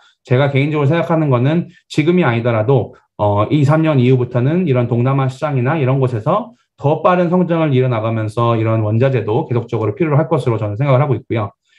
전 세계가 커넥트가 될수록 그만큼 더 연결이 많이 되어 있기 때문에 필요로 하는 기술도 많이 필요할 거라고 생각합니다. 요거는 시황학에서는 제가 좀 말씀드리지 않겠는데 최근에 이제 좀 봐야 될 자세히는 아니더라도 짧게 얘기 드리면 이 요즘에 보고 있는 컴퓨터 칩셋 때문에 되게 문제가 많죠. 근데 이 나노 기술, 입자 기술이 너무 빨리 발전을 해가지고 지금 1991년도부터 지금까지 오는 이 2나노미터의 어마어마한 이 칩셋을 지금 개발 중에 있어요. 현재 상용화를 앞당기고 있는데 그렇게 되면 어떻게 되냐? 제 얼굴 좀 가려서 안 보이는데 여기 보면은 가장 나노적으로 발전하고 있는 데가 삼성 그리고 대만에 있는 TSMC 이 두 기업이 시장을 거의 독점 같이 성장할 정도로 선점을 하고 있고 그리고 이 다음 기점이 어떻게 되냐? 자, 이 나노 기술이 발전하면서 컴퓨터 칩에 대한 파워가 계속적으로 증가하고 있어요. 5G도 그렇고 전기차도 그렇고 필요로 하는 데가 많아졌고 저희 자동차도 휘발유차도 되게 스마트해지고 있죠. 기술이 발전되면 발전될수록 저희가 핸드폰에 컴퓨터를 들고 다니는 것처럼 새로운 그런 IT의 기술 혁신이 계속 이루어집니다. 그렇기 때문에 지금 발전되고 있는 이 칩셋을 따라서 1990년도 때부터 컴퓨터, PC가 나왔고요. 그리고 인터넷이 보급되기 시작했고 2010년대부터는 지금까지 스마트폰이라는 이 내 손 안에 있는 컴퓨터가 지금은 보급이 많이 되었습니다. 자, 그러면 이 이유는 어디로 가냐? 어디로 가느냐가 지금 이유가 약간 좀 피벗할 모멘트. 그러니까 저희가 여태 왔던 그런 성장은 좀 더 덜하게 빠르게 보일 수도 있는 그런 빠른 도약이 가능할 수도 있다라고 많은 얘기들을 해요. 그게 뭐냐? 데이터의 일화, 그러니까 데이터의 시대. 데이터의 시대이기 때문에 모든 자료가 클라우드로 가고 클라우드가 다 컴퓨터를 연상 능력을 가지게 되면서 이거를 통한 분석, 자료 분석 등 여러 가지를 통해서 연구 개발 등 R&D 등 AI 등 이런 것들이 발전하게 되면은 인류의 발전이 정말 더 빠른 속도로 진행될 수 있겠다라고 하는 것들이 경제적인 전문가들의 의견이기도 해요. 투자를 하고 있는 거죠. 그러니까 20, 30년 장기 투자 하시는 그런 펀드 매니저들의 그 차트에서 가지고 온 건데 퀀텀 컴퓨팅이라는 이런 것들 통해서 뉴러모픽 컴퓨팅, AI 컴퓨팅 이런 걸 통해 가지고 정말 저희가 상상 이상으로 했던 거 이상으로 그런 좀 신규 기술들이 발명이 되지 않을 것 같다는 생각을 합니다. 자, 마치면서 투자와 경제에 대한 모든 것은 바로 존버만이 살 길이다. 네, 존버 여러분 드셔보는지 모르겠는데 워렌 버핏이 절대 한 말 아닙니다. 워렌 버핏이 절대 한 말 아니고 이 장기적으로 이제 모든 투자는 관점으로 갈 수 있어야. 그래서 제가 처음부터 보내드린 게 30년 차트예요. 30년 차트고 그리고 지금도 이런 빠르게 성장하는 그런 곳에 투자를 할 수 있는 그런 방향들이 예전보다 훨씬 더 많아진 시기잖아요. 요즘에 뭐 ETF도 뭐 테마 ETF 되게 많이 하고 있고 그렇기 때문에 이 존버만이 정답이다라고 제가 마치면서 일단은 마무리를 했으면 좋겠습니다. 제가 1시간 동안 하다 보니까 줄줄이 계속 떠들었네요. 1시간 동안 여러분들 Q&A 생각 안 하고 어차피 뭐 정해진 시간이 없기 때문에 존버가 졸라 버티기의 줄임말이라고 하는데, 네, 뭐 맞습니다. 맞아요. 이 암호화폐 이런 거 투자하시면서 생긴 얘기이기 때문에 재밌게 좀 저희 생각을 해서 마지막에 이렇게 했습니다. 자, 이제는 좀 제가 여러분들하고 같이 좀 얘기를 하면서 질문을 좀 받아봤으면 좋겠어요. 그래서 아까 중간중간에 많이 올려주신 것 같은데 혹시 나 먼저 얘기하고 싶어 라고 하시는 분 1번 쳐주시길래요? 채팅방에 아니면은 손을 들어주세요. 카메라 보고 손을 들어주시면 제가 포커스를 드리겠습니다. 아까 질문 중간중간에 받아들인 것 같은데 이정민? 이거 누가 이렇게 스포트라이트 한 거죠? 내가 봤을 때 네. 안녕하세요. 우리 이정민 선생님. 안녕하십니까. 네. 강제 소환 되셨네요. 네네네. 제가 했던 질문은 네. 요즘 이제 호주도 부동산 시장이 정말 미쳐 날뛰고 있어서 집을 살 수가 없는 상황이잖아요. 근데 그 이제 전 세계도 그렇고 이게 제가 생각했을 때 패닉 바잉 중에 하나이지 않을까라고 생각을 해요. 왜냐면 이 코로나 때문에 이제 부익부 빈익빈이 너무 심각해져서 이때를 내가 놓치면 내가 그 부에 속하지 못할 것 같다는 그런 불안감 때문에. 근데 이 시기에 내가 정말 발을 담궈서 무리를 해서라도 자산을 늘려가야 되는 게 맞는지 아니면 현금 보유를 좀 더 해두고 더 좋은 시기를 기다리는 게 맞는지 네, 그게 좀 궁금합니다. 네, 되게 제일 가장 어려운 질문을 직접 만나서 해도 될 거를 이렇게 공개된 장소에서 이렇게 질문을 주시네요. 네, 사실은 제가 어떤 자산이 좋다라고 사실은 특정 찍어서 말씀드릴 수는 없을 것 같아요. 근데 부동산이라는 실물 자산 자체는 어떻게 보면은 일단 막 그거를 대출을 통해서 막 확장해 나가라는 그런 방법보다는 지금 솔직히 비싸고 이게 사실은 부동산의 가치는 어떻게 보면은 받을 수 있는 대출에 따라서 많이 좌지우지 되거든요. 근데 그 대출 이자가 만약에 더 오르게 될 것이다라고 하면은 부동산 시장도 어느 정도 타격을 받을 수도 있어요. 근데 저는 지금 당장은 서두를 필요는 없다고 생각을 해요. 앞으로 6개월에서 1년 정도 사이 안에 정말 많은 답들이 나올 거고 많은 변화들이 나올 거기 때문에 그렇다고 저를 욕하지 마시고 근데 저는 개인적으로 그렇게 생각합니다. 저도 사실 집 보려고 요즘에 좀 이렇게 좀 여러 군데 도시들을 관심 갖고 보고 있는데 근데 이제 아직은 저는 개인적으로 조금 6개월 기다려도 뭐 놓쳐봤자 한 5% 상승? 지난 한 1년 동안 호주 집값, 브리즈번 집값이 뭐 거의 20% 이상 올랐다 그래요. 근데 저는 뭐 만약에 한 분기, 2분기를 기다려서 5%, 10%를 좀 더 놓치더라도 저는 6개월 정도에서 12개월 정도는 이제 향후 코로나 이후에 경기가 어떻게 회복돼 가나야 되는지 말도 안 나네요, 이제. 한 시간 떨다 보니까. 그 부분을 좀 먼저 보고자 저는 지금 대기하고 있습니다. 네. 됐죠? 네네네. 네. 네. 좋은 투자 잘 하시기 바랍니다. 예, 예. 네, 좋습니다. 우리 권한리님? 자산에 대해서도 그렇고, 기술의 발전이 점점 발달해서 놀랍기도 하고, 권한리님, 네, 안녕하세요. 네, 안녕하세요. 감상을 올렸는데 질문은 아니고요. 네. 강의 대단히 잘 들었습니다라고 그런 말씀드렸는데. 거예요? 알겠습니다. 네네. 근데, 마이크 주셔서 이쯤에 질문 하나 해도 될까요? 네, 그럼요. 언제든지. 네. 네네. 네, 자산을 발전하는 거에 따라서 저희도 이런 사업을 하면 좋겠다, 이런 걸 빨리 해야겠다, 대비책도 되는데, 그거에 대해서 또 한편으로 생각하는 부분이 요즘 대두되고 있는 기본소득에 대해서도 좀 생각이 되는데, 신영아 지역 대표님께서는 기본소득이 실시되었을 때 어떻게 변화되는지 시나리오 같은 걸 생각하고 계신가요? 네. 되게 좋은 질문이에요. 사실은 기본소득에 대한 그런 질문을 주셨는데, 저는 앞으로 지금 보고 있는 방향 자체가 뭐 쉽게 5년, 10년 안에 이루어질 일은 아니라고 생각을 해요. 근데 이제 최근에 이런 관련들의 주장을 통해서, 얘기하는 게 많이 나왔거든요. 아까 제가 어제 최재봉 교수님한테 물어봤던 것 중에 하나가 테슬라 휴머노이드 이런 거 걱정이 되시냐? 라고 생각을 했는데, 아직 그런 로봇들이 와서 사람의 일을 매뉴얼 랩을 대체하기까지는 시간이 좀 걸릴 거라고 생각을 해요. 근데 오늘 아침이죠, 제가. 네, 오늘 아침에 최정우 교수님이 말씀해 주셨을 때.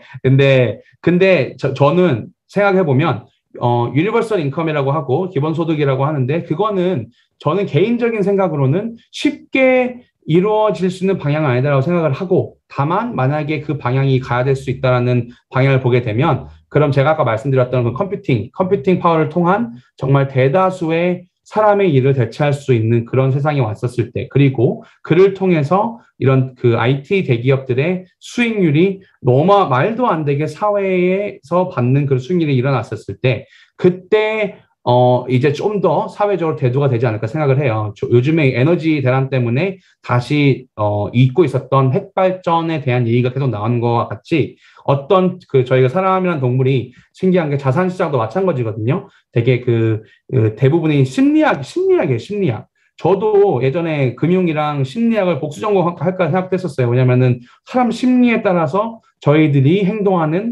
행동하는 방향이 틀어지기 때문에 추후에 그런 좀 방향이 충분히도 저는 올 수 있을 것 같다고 생각을 합니다. 자동화가 정말 그렇게 빨리 이루어지고 저희가 상상했던 거 이상으로, 제가 2018년 때 비트코인을 못 맞춘 것처럼 저 상상했던 거 이상으로 더 빨리 올 수 있다고 생각하면 저는 그렇게 있을 수 있을 거라 생각합니다. 근데 사회적으로는 많이 좀 고통이 있겠죠. 네, 찬반 의견도 많을 거고요. 네, 어쨌든 좋은 자세로 질문해 주셔서 감사합니다. 감사합니다. 감사합니다. 아유, 우리 정문석 부장님, 아유, 깜짝이야. 이렇게 잘생긴 얼굴을 제 옆에 대고 갖고 계시면은 안 되는데. 네, 말씀해 주세요. 왜 갑자기 화면을 뒤로 빼시는 거예요? 네, 저 얼굴 좀.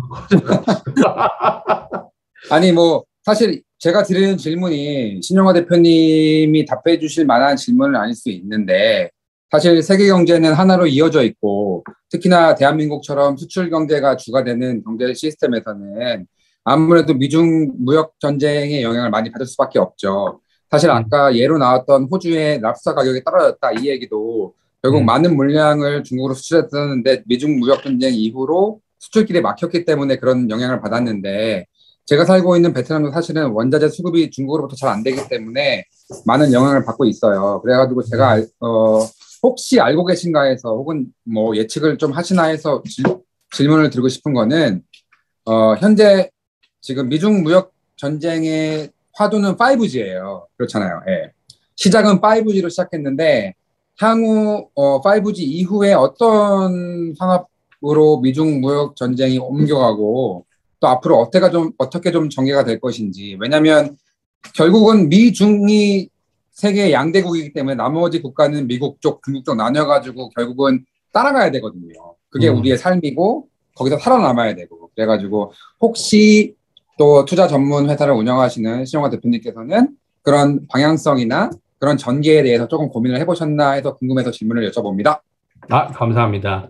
네, 무역에 이제 관련된 건데 저도 정확한 답은 사실 없어요. 왜냐면은 말씀 주신 것처럼, 근데 이런 지금 호주에서 일어난 일을 살펴보게 되면 사실은 어떻게 보면은 지금 현재 그러니까 호주와 중국을 좀 먼저 예를 들게요. 왜냐하면 저는 그 방향으로 진행이 될 것 같다는 생각이 많이 들어서요. 그게 이제 어쩔 수 없이 이제 중국이 석탄에 대한 무역 규제를 내렸는데 지금 중국에서 수입할 수 있는 그 석탄이 이제는 거의 없어진 거예요. 그 화력 발전을 위해서. 예를 들자면 5G도 마찬가지로 지금 당장은 만약에 미국이 필요가 없을 수도 있다라고 생각을 하는데 왜냐하면 자기네 회사 뭐 이제 인텔이나 퀄컴 뭐 이런 데서 뭐 만들어가지고 지금 대체를 하려고 노력을 한다라고 하는데 저는 그쪽에서 충분히 약간 의존도는 어느 정도 가능할 거라고 생각을 해요. 심지어 저희가 최근에 지금 호주에서 맡아서 하고 있는 일 중에 하나가 그 틱톡 바이트댄스의 그 비상장 그 상장 전에 있는 그 시리즈를 지금 저희가 호주에서 자금 조달을 호주에서 맡아서 하고 있는데 그 바이트 댄스 안에 있는 이건 뭐 기밀이 아닙니다. 다 알고 있기 때문에 그 MS 마이크로소프트사에서 이제 인수를 하려고 했었죠. 그 웨스턴 자산 그러니까 그 서양에 있는 자산 심지어 그 바이트댄스도 미국에 상장을 안 하고 홍콩에 상장을 계획을 하고 있어요. 이제 조만간 내년 중순이나 이 정도 전에 될 것 같은데 못하게 됐으니까. 근데 그거를 하면서도 지금 그 자료 안에 있는 것 중에 하나가 그러면 서양권 틱톡의 사업 분리를 통해서 상장을 따로 할 수도 있다라는 얘기도 이제 검토를 한 거를 보면은 이 하루 만에 쉽게 풀어질 건 아닐 것 같고, 근데 지금 이 텐션이 어디까지 가느냐가 저는 되게 중요한 것 같아요. 왜냐하면 서로 의존을 할 수밖에 없는 그런 것들은 되게 쉬쉬하고 하고 있거든요. 서로 교류를. 호주는 그 철광석은 아직도 수입을 해가요, 중국에서. 왜냐하면은 어쩔 수 없어요. 철광석을 호주 선만큼 많이 내는 데도 없고, 그리고 딴 데서 사올 수가 없거든요. 왜냐면 브라질이 지금 코로나 때문에 문이 다 닫혀 있어서. 근데 저는 그런 좀 미국화, 중국화 할 수 있는 것들은 이미 다 단계를 하고 있다고 생각합니다. 근데 어쩔 수 없이 그런 좀 서로 의존해야 될 수 있는 필수 아이템들은 그렇게 진행이 되지 않을까. 그래서 저는 그런 무역 전쟁에 대한 그런 좀 추가적인 우려는 사실은 이제 없다고 생각을 하고, 개인적으로 저는 오히려 그러면은 이 백그라운드에 있는 그런 좀 이 원자재에 대한 그런 좀 뭐라죠? 그 싸움들, 히토류도 마찬가지. 히토류 가지고 최근에 중국하고 미국하고 또 했었거든요. 왜냐하면 히토류 90% 생산을 지금 중국에서 하고 있는데 미국에서 그거를 이제 미국에다가 그 군사용으로 그걸 이제 쓰니까 미국에다 수출 안 하겠다, 안 할 것 같다 이러면서 으름장을 놨었는데 사실은 아직까지 그렇게 되진 않았거든요. 그러니까 그런 서로 좀 카드를 다 쥐고 있는 것 같아요. 그래서 저도 되게 자세히 보고 있고 그렇다고 해서 서로 진짜 아예 단절 정도까지의 규모로 가지는 않을 거라고 생각을 합니다. 네. 그러니까 이제 이 싸움이 어떤 한쪽의 일방적인 승리로 끝나지는 않을 것이다. 다만 이제 합의점을 찾을 것이다라는 어떤 그런 결론이네요, 그죠? 저는 개인적으로 그렇게 생각합니다. 그럴 수밖에 없을 것 같아요. 왜냐하면은 그런 필수 그런 기초대들을 보게 되면, 네. 답변 감사드립니다. 감사합니다. 아유, 질문해 주셔서 너무 좋네요, 우리. 제가 영광입니다. 네, 안녕하세요.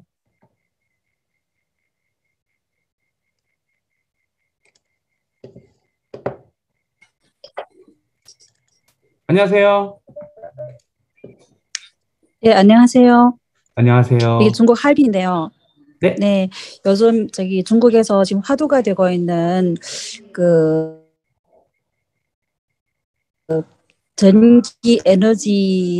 전기 중국에서 화두가 되어 있고 지금 여러 가지로 중국 내에서 이거를 분석, 정부의 설명이라든가 그리고 각 전문가들의 분석이 나오고 있는데요.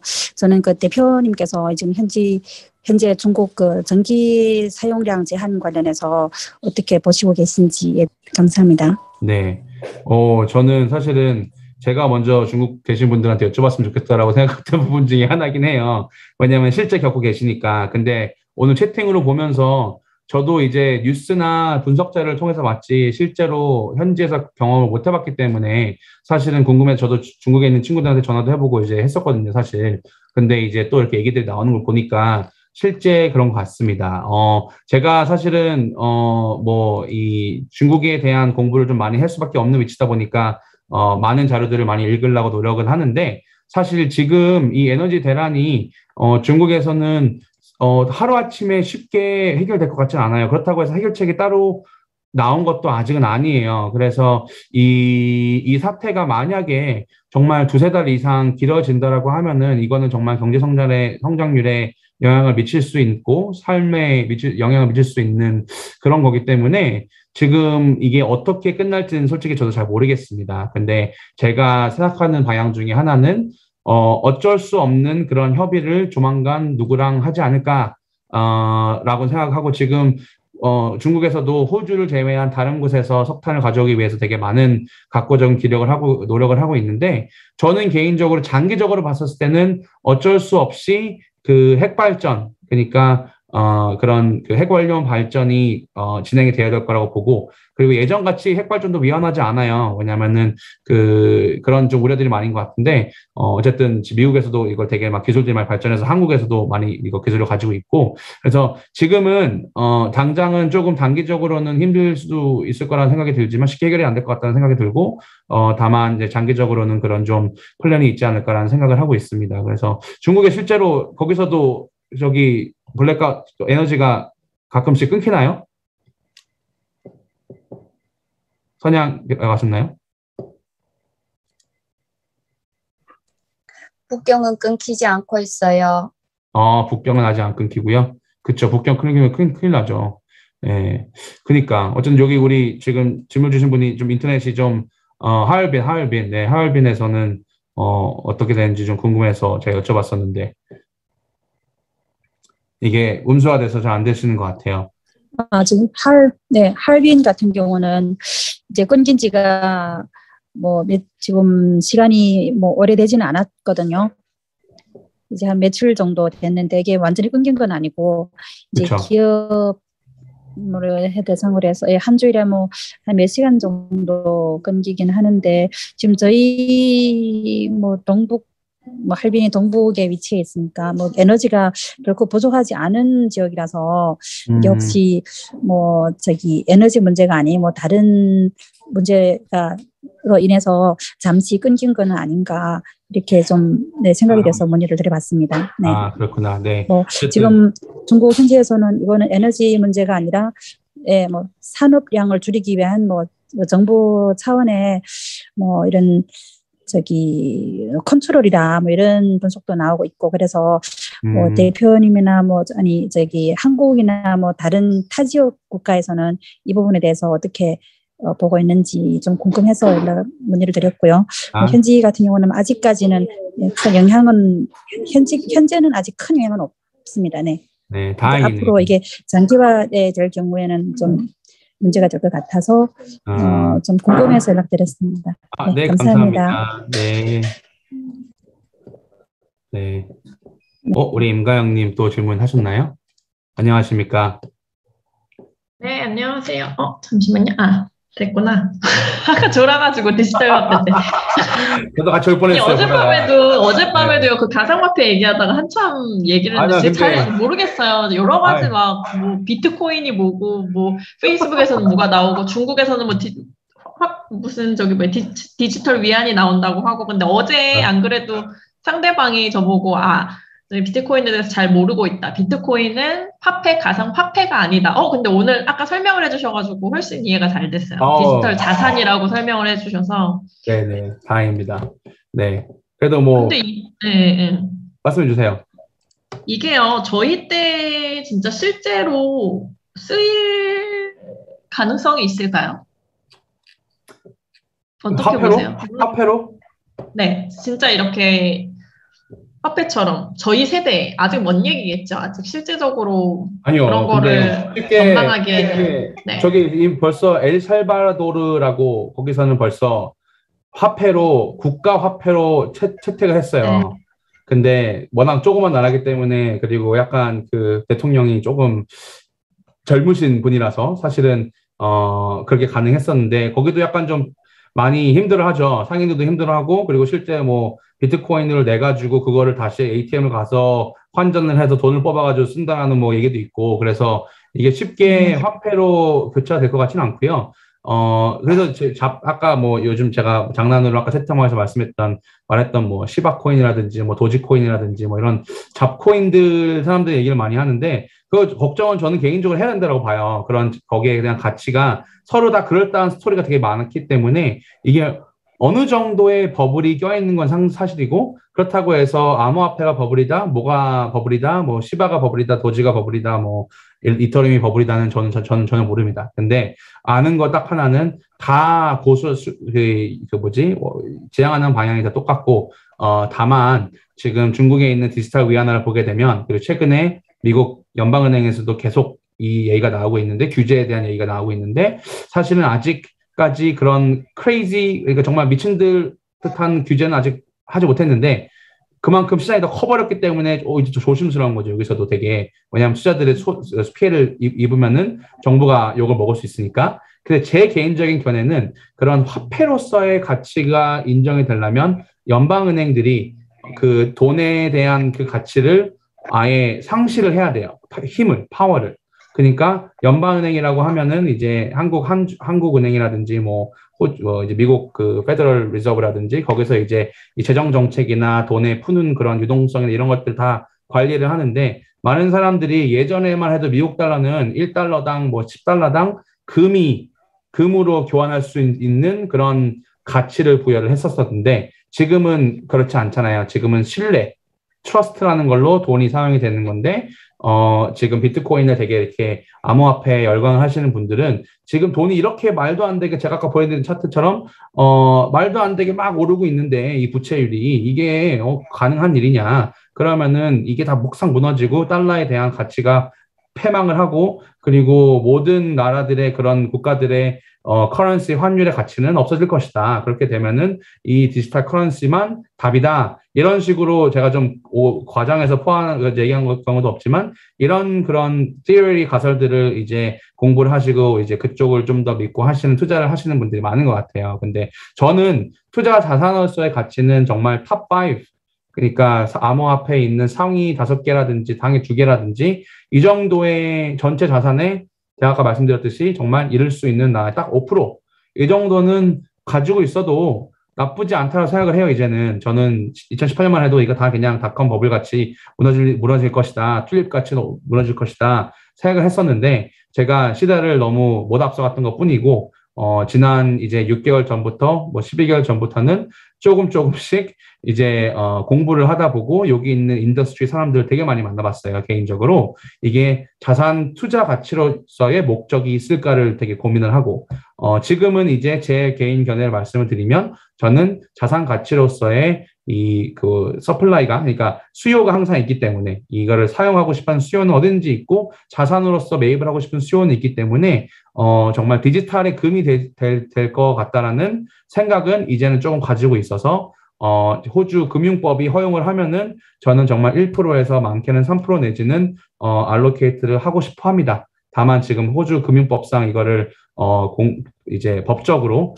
진행할 수 있는 방향들이 되게 한정이 되어 있기 때문에 못하는 것 뿐이에요. 근데 어쨌든 그 정도의 가치는 저는 충분히 있을 거라고 생각을 하고 그래서 가상화폐로 인정되기는 정말 화폐로에서의 인정은 오래될 것 같고 아니면 그 샤도우 뱅킹이라 그래서 이제 좀 달러에 정말 좀 믿음이 잃어가거나 하게 되면은 먼저 보실 수 있을 거예요. 예를 들어서 무역을 하더라도 뭐 중국에 보내거나 뭐 호주에 보낼 때 예를 들어서 뭐 이더리움으로 거래를 세트를 원한다든지 리플로 준다든지 제 주변에 친구 하나는 최근에 자동차를 이제 그 암호화폐로 팔았다가 이제 좀 사기도 맞아가지고 좀 힘들어하는 친구도 있는데 근데 어쨌든 그런 좀 일들이 좀 많이 방사되고 있으니까 한번 잘 보시면 그때 딱 주변에서 거래하실 때 암호화폐 받으실래요? 이러면은 사기 당하지 마시고 일단 그런 좀 분위기를 살펴보라는 말씀입니다. 네. 네, 감사합니다. 감사합니다. 그래도 질문 있어서 너무 좋네요. 나 질문 없을 줄 알고 되게 약간 고민했는데 드려야 했는데 네, 저작권이 없는 강연이고요. 적극적으로 유출해 주시기를 부탁드리겠습니다. 네. 절대 아닙니다. 안녕하세요. 안녕하세요. 저 지금 핀된 건가요? 네? 들려요, 들려요. 네, 저 질문이 있는데요. 네. 주식 종목 하나만 찝어주세요. 네, 누가 시킨 거예요, 이거 하라고? 아니에요, 제 질문이에요. 먼저 이렇게 물어볼 것 같지는 않은데, 누가 시킨 것 같아. 아, 주식 종목 딱 하나 찍어달라고요? 되게 힘든 얘기예요. 힘든 얘기인데, 저는 ETF라 그래서, 혹시 ETF 뭔지 알아요? 네, 알죠. 알죠. 네. ETF 투자를 할 때, 테마적인 투자를 하면 좋을 것 같아요. 호주에도, 뉴질랜드에도, 미국 증시에도 이제 ETF가 많이 있는데, 제가 맥쿼리 다닐 때 가장 지금도 좀 액티브하게 보고 있는 거는, 저거 올리면 안 되는데, 유선진 부회장님은 겐톡을 막 공개하고 잠시만요. 네.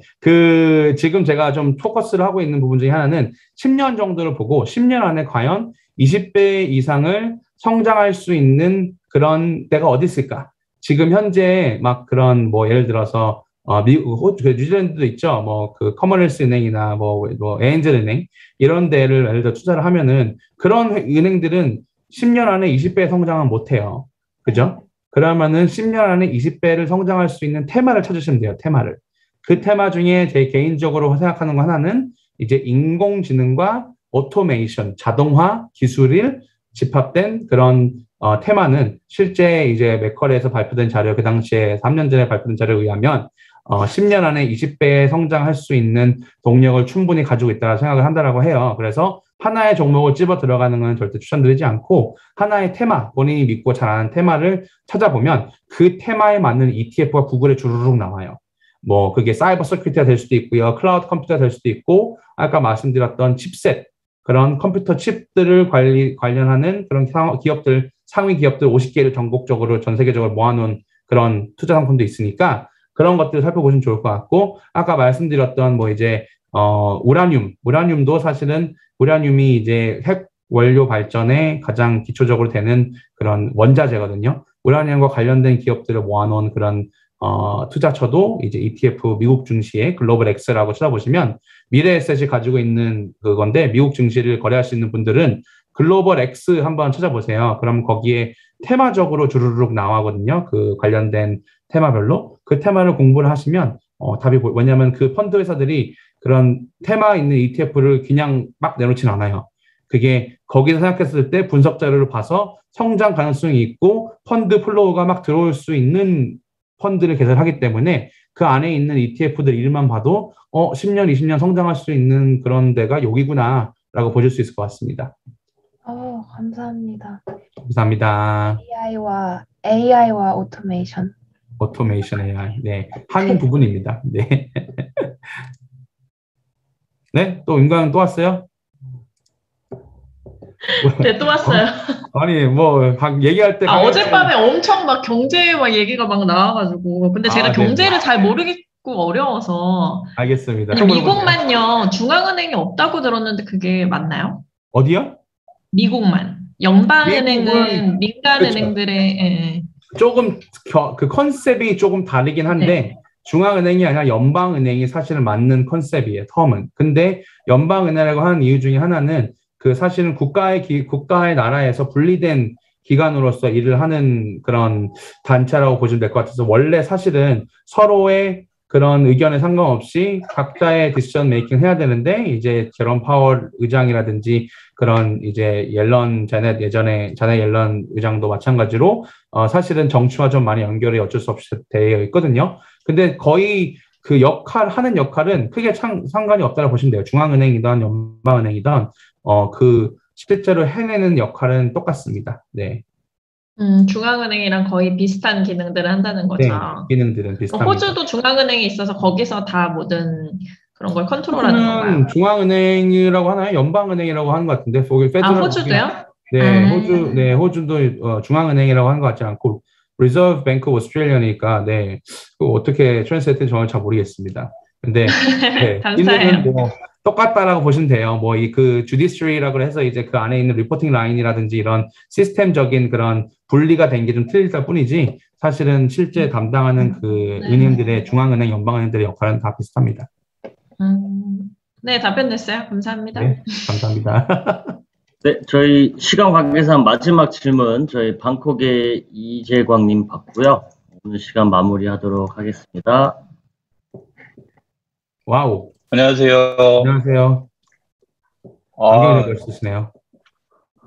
저 늦게 들어와가지고 그 강의는 정확하게 잘 못 들었는데 지금 질문을 받고 하는 거 보니까 지금 경제 쪽이나 좀 이런 어린이들이 참 많이 듣고 있는 것 같아요. 그러니까 경제 뉴스를 매일마다 봐도 무슨 얘기를 하는지 잘 모르겠고 경제 용어를 좀 어려워하고 이런 분들이 좀 많으신 것 같거든요. 방금 질문하신 것도 좀 어떻게 보면은 그런 거에 하나가 될 수도 있는 것 같은데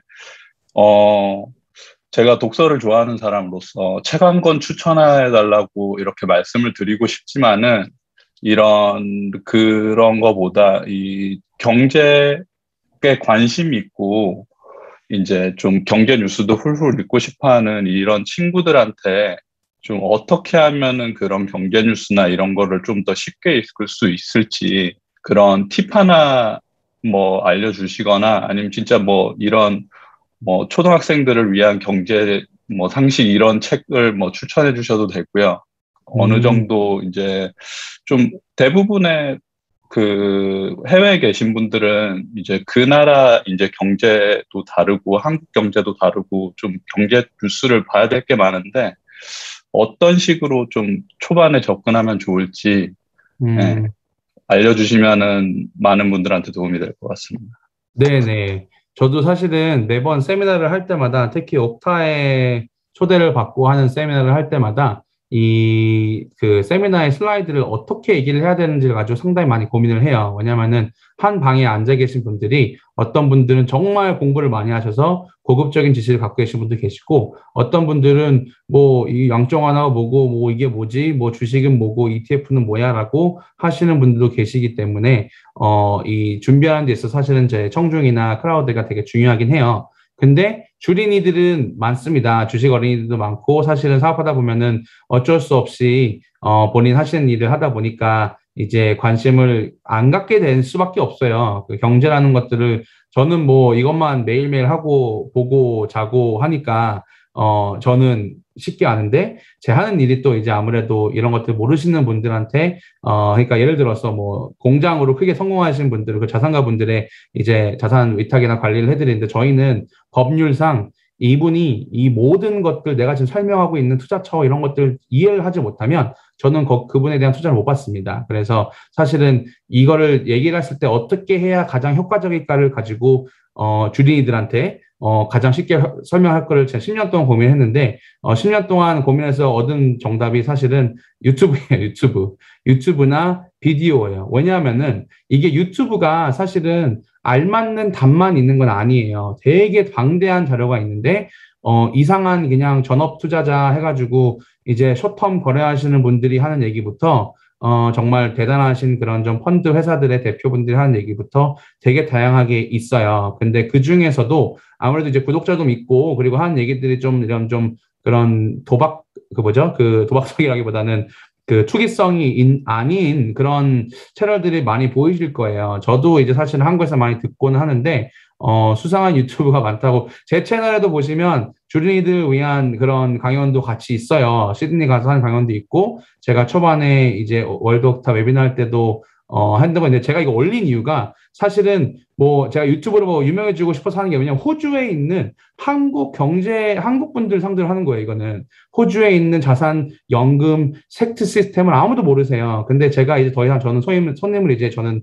받지는 않고 이제 제 기존에 있는 손님하고 그리고 제 회사 성장에 저는 포커스를 두고 신규 손님은 저는 이제 안 받는데 비디오를 올리는 이유는 어쨌든 한국 분들이 여기에 대한 지식도 없으시고, 그리고 항상 물어볼 질문은 많으신데, 제가 커뮤니케이터를 드릴 때 시간을 한정돼 있다 보니까 가장 짧게 제가 생각하는 그런 생각들을 공유할 수 있는 어떻게 보면 트위터 대신에 비디오로 저는 활용을 하는 것 뿐이에요. 근데 많은 분들이 그렇게 하세요. 전문가분들이 그렇게 하시는 분들이 많이 계시기 때문에 저는 사실은 책도 좋아요. 책도 좋고, 책도 뭐 특별 책이라고 하면은 책도 정말 주식 경제 서적이 제 서적이 꽉 차 있을 정도로 저도 되게 재밌게 읽고, 심지어 이 지금 랩톱을 받치고 있는 책도, 이 레이 달리오의 프린스플입니다. 그래서 지금 정말 추천해드리고 싶은 책이에요, 이거. 제가 못 읽어서 그런데, 레이 달리오의 이 프린스플이라는 책은 정말 추천드리고 싶고, 중견 투자하시는 분한테. 근데, 어쨌든, 그 가장 효과적인 방법은 제가 봤을 때 이 지금 정보의 장을 활용해서 유튜브나 주변 분에 있는 그런 정보 본인에 맞춰서 찾으시는 것 같아요. 왜냐하면 근데 솔직히 지금보다 정보 찾기 쉬운 거 없기 때문에 블로그든 유튜브든 포드캐스트든 뭐든 찾으면 있더라고요. 찾으면 정보는 내가 원하는 찾기 원하게 달린 거지. 솔로몬스 웨ल्스 매니지먼트의 대표 어떤 걸 추천을 받아서 할 필요가 없는 오늘도 여러분들과 저도 심지어 맛집 갈 때 블로그 보고 가거든요. 아니면은 뭐 인스타그램으로 브리즈번 맛집 어디에 있나 보고 가고. 그러니까 이제는 여러분들도 다 의지만 있으면은 정보를 찾을 수 있는 시대이기 때문에 진심으로 경제에 나는 관심이 있어서 조금 더 공부하고 싶다라고 하면은 네, 포털을 검색하시면 모든 것들이 다 안다고 저는 생각합니다. 네, 특별한 비밀은 없는 것 같습니다. 관심과 그리고 특별히 추천을 해줄 만한 유튜버나 혹시 있을까요? 저는 김단태라고 그 유튜브에 김단태 채널이 있어요. 그분이 레카왕 김단태 막 그러면서 정말 그 한국말로 막 전날 있었던 이벤트들을 되게 빨리빨리 정리해가지고 보내주시거든요. 그분은 되게 재밌게 잘 읽고, 그분도 근데 약간 이해상충이 없지 않아 있어서 자기 투자 포트폴리오 이름 운영을 하시기 때문에, 근데 그걸 이제 감안하고 듣더라도 되게 객관적으로 많이 분석을 하는 자료들을 많이 받고, 또 하나는 이제 솔로몬스 TV라고 이제 제가 운영하는 채널입니다. 그거 이제 구독해 주시면, 농담이고요. 농담이고, 또 뭐가 있더라? 제가 또 최근에 보던 것들이, 저도 영문을 많이 보거든요, 사실은. 이제 CNBC 마켓 영문 좀 공부도 하고 싶고, 경제 정황도 듣고 싶다라고 하시면, CNBC, 네, 마켓스나 블룸버그 마켓스를 그거를 찾아보시면, 거기서는 정말 펀드 매니저 상대로 인터뷰를 합니다.